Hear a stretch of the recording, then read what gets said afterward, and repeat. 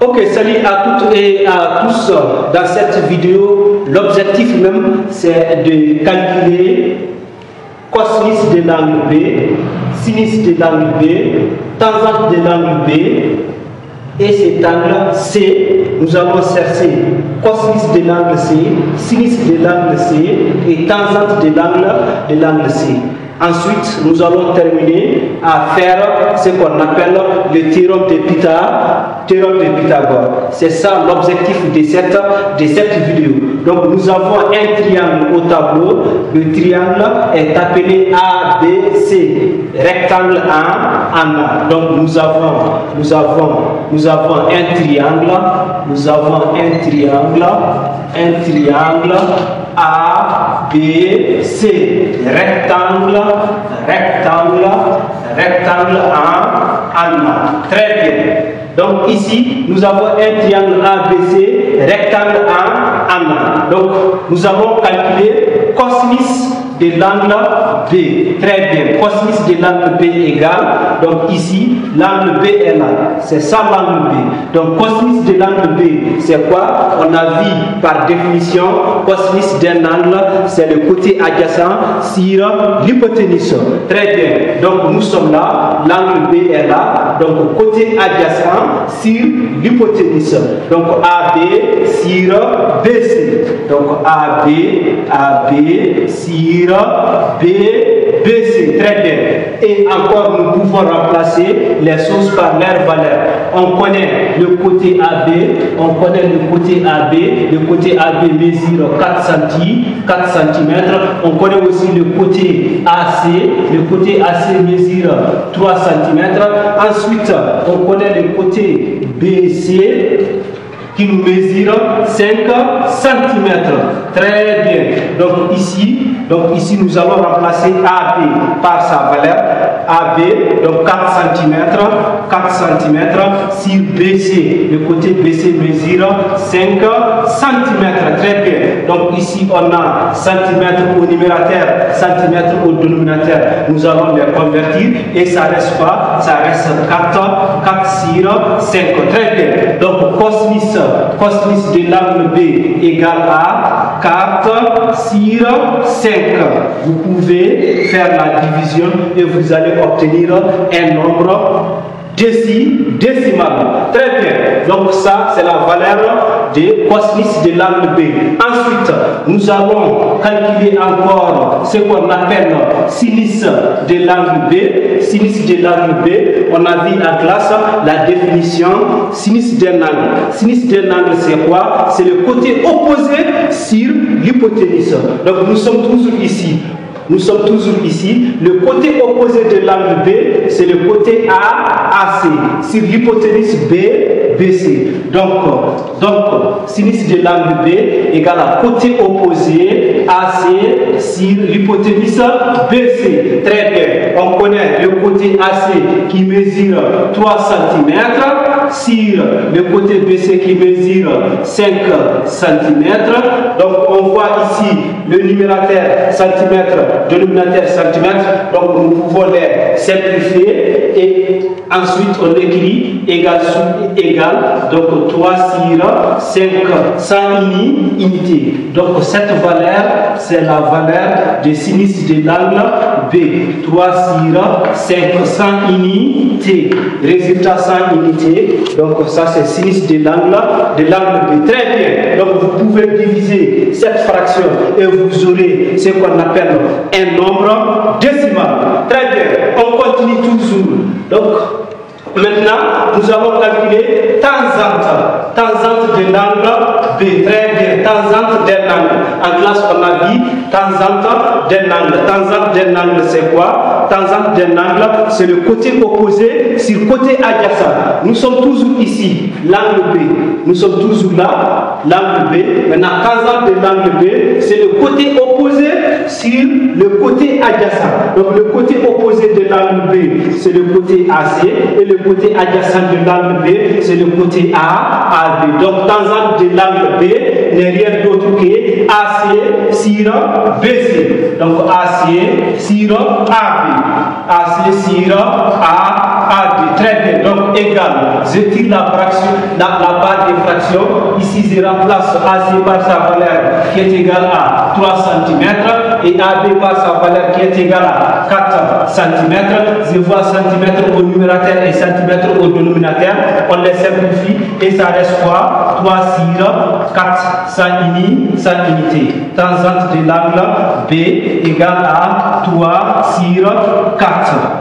Très bien, c'est la valeur de la tangente de l'angle B. Très bien. Ici, on va calculer encore ce qu'on appelle cotangente de l'angle B. Très bien, cotangente de l'angle B. En classe, on a vu la définition. Cotangente de l'angle, c'est quoi? C'est le côté adjacent sur côté opposé. Pardonnez-moi, le cotangente d'un angle, c'est le côté adjacent sur côté opposé, ou encore le cotangente, c'est l'inverse de la tangente. Donc ici, on peut dire encore l'inverse de la tangente. Donc ici, cotangente de l'angle B, cotangente de l'angle B, donc c'est le même angle. Donc nous allons prendre l'inverse des tangentes. Et l'inverse des tangentes ici, c'est quoi? C'est AB sur AC. Donc côté adjacent sur côté opposé. Nous allons remplacer les deux valeurs par les deux données par leur valeur. Donc nous aurons 4 cm sur 3 cm. Et on simplifie les centimètres. Nous aurons 4 sur 3. Très bien. Cotangente de l'angle B égale à 4 sur 3 sans unité. Très bien. Donc ici, vous avez vu, nous venons de calculer cosinus de l'angle B, sinus de l'angle B, tangente de l'angle B, cotangente de l'angle B. Donc, nous avons fini avec l'angle B. Donc, cette fois-ci, nous allons entamer aussi pour l'angle C. Très bien. On continue. Pour l'angle C maintenant, pour l'angle C, nous allons calculer cosinus de l'angle C. Nous sommes toujours dans le même triangle. Le triangle est appelé ABC. Toujours, le triangle est rectangle en. Donc, nous allons calculer ce qu'on appelle cosinus de l'angle C. Et par définition, cosinus de l'angle, c'est le côté adjacent sur l'hypoténuse. Donc, l'angle C maintenant, l'angle C ici, on est ici, l'angle C est là. Maintenant, l'angle C est là. Le côté adjacent, c'est AC. C'est AC qui est le côté adjacent de l'angle C. Tandis que le côté adjacent de l'angle B, c'est AB. Maintenant, nous sommes là. Donc, cosinus de l'angle C. Donc, AC sur l'hypoténuse qui est B, qui est BC. Donc, ici, on a AC sur BC. Donc, nous allons remplacer AC par sa valeur et BC par sa valeur. AC, ça fait combien? Ça fait 3 cm sur 5 cm. Je simplifie les centimètres et j'aurai 3 sur 5 sans unité. Donc, à la fin, je dis cosinus de l'angle C égale à 3 sur 5. Très bien. On continue. Nous allons calculer encore ce qu'on appelle le sinus de l'angle C. Par définition, sinus de l'angle, c'est le côté opposé sur l'hypoténuse. Donc ici, nous sommes à l'angle C. Le côté opposé, c'est le côté A, c'est le côté AB. Sur l'hypoténuse B, BC. Très bien. Égal, je tire la barre de fraction. AB 4 cm, BC 5 cm. Je simplifie les centimètres et j'aurai 4 sur 5. Très bien. Maintenant, sinus de l'angle C égale à 4 divisé par 5. Très bien. Donc, une valeur sans unité. Ça reste quoi? Maintenant, ça reste tangente de l'angle C. Très bien. Tangente de l'angle C. La tangente, par définition, on dit c'est le côté opposé sur le côté adjacent. Donc, nous sommes à l'angle C. Le côté opposé de l'angle C, c'est AB. Donc, AB sur AC. Donc, ici, vous avez AB sur AC. Donc, égal, je tire la barre de fraction. AB, ça fait combien? 4 cm sur AC combien? AC 3 cm. Je simplifie les centimètres.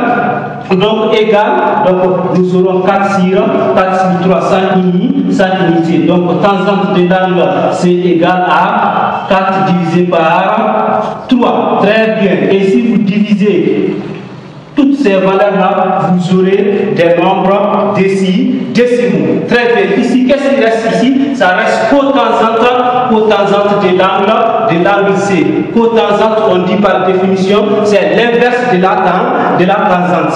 Donc la tangente de l'angle C est là. Donc AB sur AC.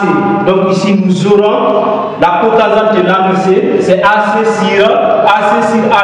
AC sur AB. Très bien. Donc je remplace les choses par leur valeur.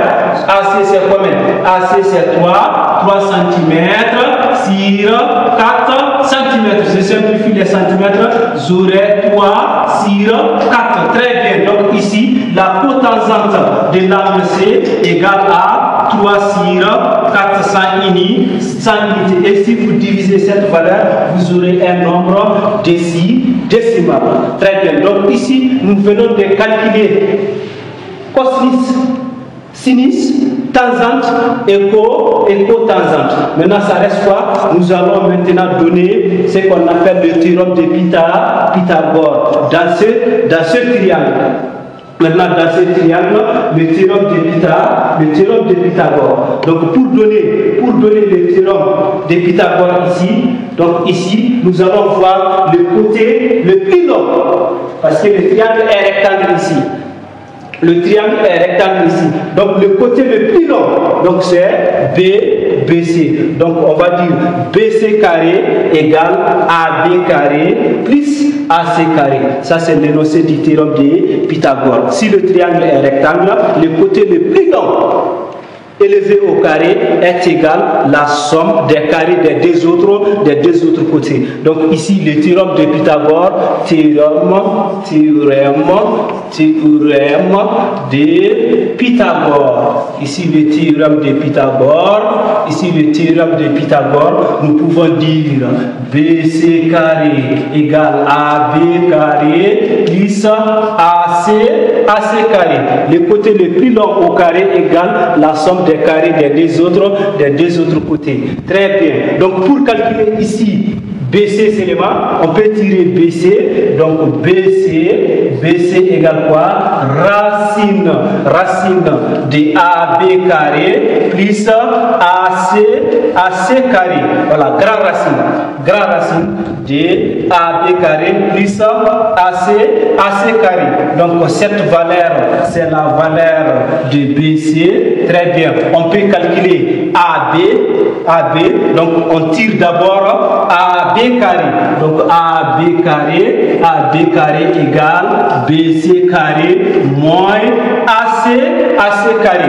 Maintenant pour tirer la valeur AB seulement, donc AB égale grand racine de BC carré moins AC carré. Très bien. Donc cette valeur, c'est la valeur de AB et qui s'exprime en centimètres. BC aussi s'exprime en centimètres. Nous pouvons encore tirer la valeur de AC. Donc pour tirer la valeur de AC ici, nous allons tirer d'abord AC carré. AC carré égale BC carré moins AB carré. Très bien. Maintenant AC cinéma égale quoi? Égale grand racine de BC carré moins AB carré. Très bien. Donc voilà, AC aussi c'est en centimètres.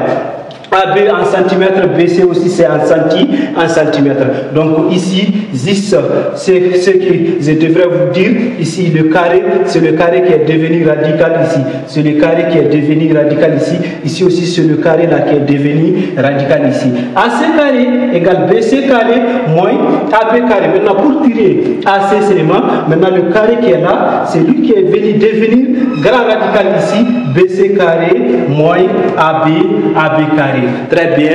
Donc c'est ici prendra fin cette vidéo. Je n'oublie pas de vous saluer, de liker, de commenter et surtout de partager. Ciao, ciao. Merci.